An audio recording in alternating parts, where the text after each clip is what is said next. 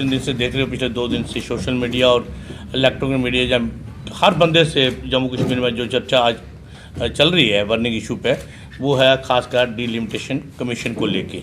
तो आज हमारा यहाँ भी एकत्रित होना और यूनाइटली यहाँ पर आना सबका, कांग्रेस के ब्लॉक प्रेसिडेंट्स हैं, एनसी के ब्लॉक प्रेसिडेंट्स हैं, पीडीपी के लीडर्स हैं, या सोशल एक्टिविस्ट हैं, या आम जनता जो आम लोग हैं, जो सेकुलर माइंडेड लोग हैं, वो सारे आज इकट्ठे होके ये चाहते हैं पर्टिकुलर, जैसे एक नगरोटा की बात की, क्योंकि मैं भी नगरोटा को रिप्रेजेंट करता हूँ, मैंने 2 बार कंटेस्ट किया वहाँ से इलेक्शन। और जैसे हमारे साथ चौधरी रहमत अली साहब जो अभी इलेक्ट होके नेशनल कांफ्रेंस की तरफ से बीडीसी के चेयरमैन वहाँ पर नगरोटा के बैठे हैं हमारे साथ। एडवोकेट अनवर चौधरी साहब जो पिछले 3 दहाइयों से इस गुज्जर बकरवाल कौम की रिप्रेजेंटेशन करते हैं और लीगल एस्पेक्ट भी रखते हैं, वो भी हमारे साथ हैं। हमारे पीडीपी के स्पोक्स पर्सन बरिंदर सिंह सोनू हैं, वो भी प्रेस कॉन्फ्रेंस में शामिल हैं। बशीर कोहली जो टिप्पर, ट्रैक्टर ट्राली और डैम्पर्स के प्रेसिडेंट्स भी हैं और एक सोशल एक्टिविस्ट भी हैं और आए दिन अपने नगरोटा कॉन्स्टिट्यूंसी हल्के की बात करते हैं, ये भी हमारे साथ हैं। और बहुत ही पुराने और दिग्गज जो हमारा नगरोटा के एक लीडर हैं, जो वो जान पहचान रखते हैं, थोड़ू राम सरपंच साहब हैं, जो लगातार ही पिछले कई 4 दहाइयों से सरपंच बनते आ रहे हैं। इस टाइम ब्लॉक सदर हैं नेशनल कॉन्फ्रेंस के नगरोटा के।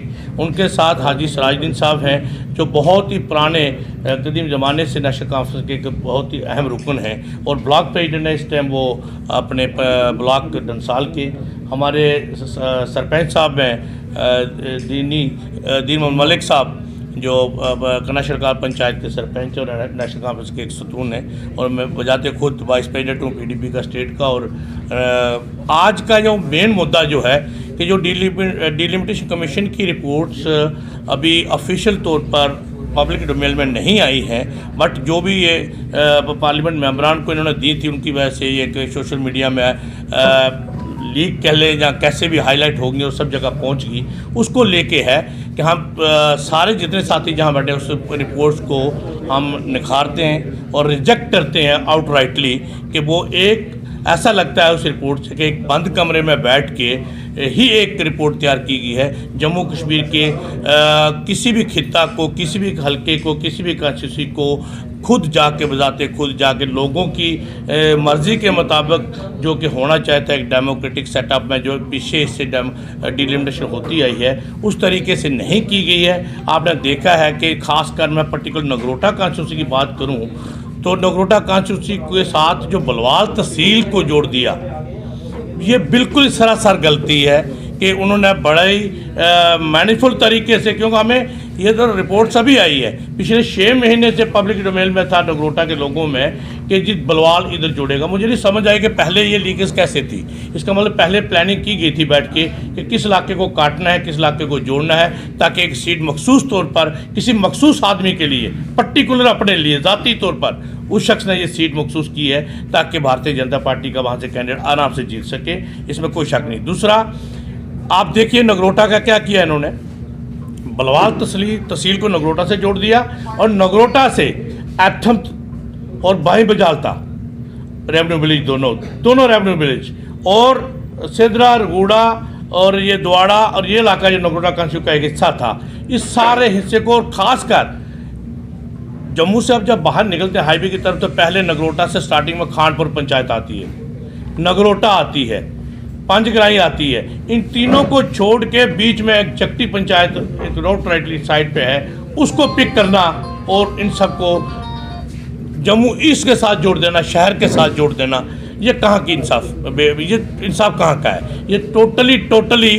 सामने दिख रहा है कि पर्टिकुलरली एक बोर्ड बढ़ाने का और एक पर्टिकुलर कम्युनिटी को वहाँ पर इरिलेवेंट करने के लिए किया गया है, ताकि हमारी वहाँ आबादी जो थी, गुज्जर बकरवाल तबके की आबादी थी, हम बड़े अरसे से सुनते आ रहे थे कि जम्मू, सांबा या कठुआ, इन तीनों ज़िलों में अगर कोई एसटी की सीट रिजर्व होगी, कभी अगर हुई फ्यूचर में, तो हम आस लगाते थे 30 साल से कि वो नगरोटा की सीट हर बंदे के जहन में था कि नगरोटा को शेड्यूल ट्राइब का जो सीट है वो रिजर्व की जाएगी।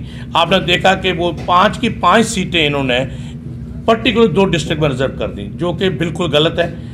हम उसके खिलाफ हैं, एहतजाज करेंगे और हम चाहते हैं कि आप आरएसपुरा को ले लीजिए, सैयदगढ़ कॉन्स्टिट्यूंसी ख़त्म कर दी, जाट, सिख, मुस्लिम सबको ख़त्म करने के लिए, इरिलेवेंट करने के लिए इन्होंने ये काम किया है। पर्टिकुलरली माइक्रोस्कोप की तरह बैठ के एक पर्टिकुलर दो चीज़ों का एजेंडा चलाने के लिए ये जो कॉन्स्टिट्यूशन की डिलिमिटेशन की गई है उस सतह पर की गई है। हम इसको निखारते हैं और हम सारे जितने आज यहाँ बैठे हैं इस चीज़ का एहतजाज करेंगे कि जैसे नगरोटा था चाहे तो वैसे ही रखा जाए और बलवाल तहसील इसमें को बहाल किया जाए, क्योंकि अभी ऑफिशियली डिलिमिटेशन कमीशन ने इसकी रिपोर्ट देनी है। मैं चाहूँगा कि वो इस पर नज़रसानी करें, रिव्यू करें और उसको जैसा था वैसे रखा जाए। हम ये कदे नहीं चाहेंगे कि हमारी तोड़ फोड़ की जाए इस चीज़ को और नगरोटा को शेड्यूल ट्राइब कॉन्स्टिट्यूंसी डिक्लेयर की जाए। जम्मू में एक कॉन्स्टिट्यूंसी जो शेड्यूल ट्राइब बनती थी इन्होंने देनी चाहिए थी और मैं चाहता हूँ कि आने वाले वक्त में ये रिव्यू करके नगरोटा को शेड्यूल ट्राइब का दर्जा दें और उसको रिजर्व करें।